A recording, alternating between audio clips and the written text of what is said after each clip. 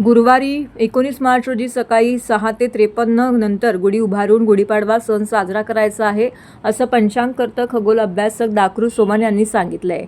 याविषयी अधिक माहिती देताना सोमन म्हणाले की यावर्षी चैत्र शुक्ल प्रतिपदा ही तिथी सूर्योदयाला नसल्याने क्षयतिथी आहे।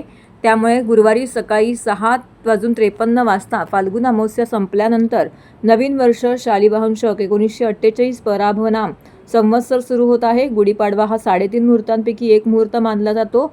संवत्सराचं नाव पराभव आहे। या नूतन वर्षात अनीतीने, असत्याने, दुष्टपणाने, स्वार्थीपणाने, भ्रष्टाचार वृत्तीने वागणाऱ्यांचा पराभव होणार आहे, असा नावाचा अर्थ समजून घ्यायचा आहे। संवत्सराची एकूण 60 नावं असून ती क्रमाक्रमाने येत असतात।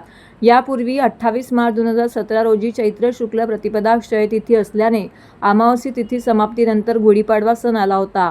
या वर्षानंतर 10 एप्रिल 2032 रोजी अशी स्थिती येणार आहे, असं दाकृ सोमन यांनी सांगितले।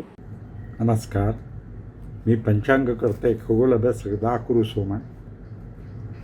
गुरुवार 19 मार्च रोजी सकाळी 6:53 फाल्गुन कृष्ण अमावस्या संपल्यानंतर गुढीपाडवा साजरा करायचा आहे।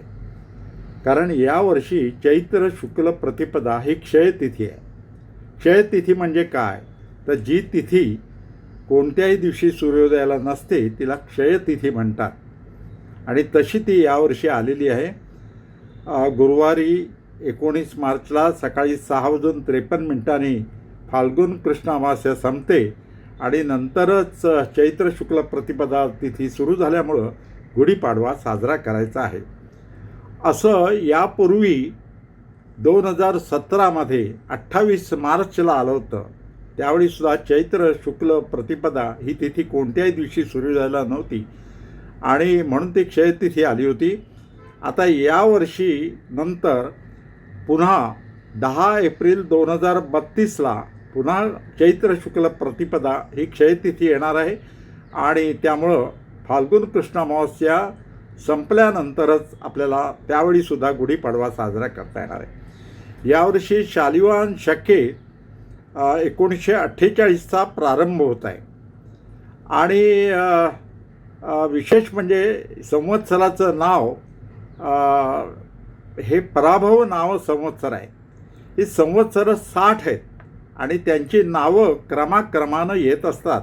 तर यावर्षी पराभव हे नाव आहे, पण पराभव कोणाचा? आपला नाही।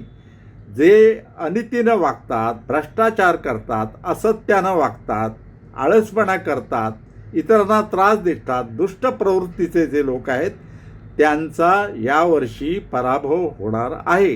म्हणूनच यावर्षी संवत्सराचं नाव हे पराभव नाव संवत्सर असं केलेलं आहे। तर मित्रांनो, तुम्हा सर्वांना गुढीपाडव्याच्या शुभेच्छा।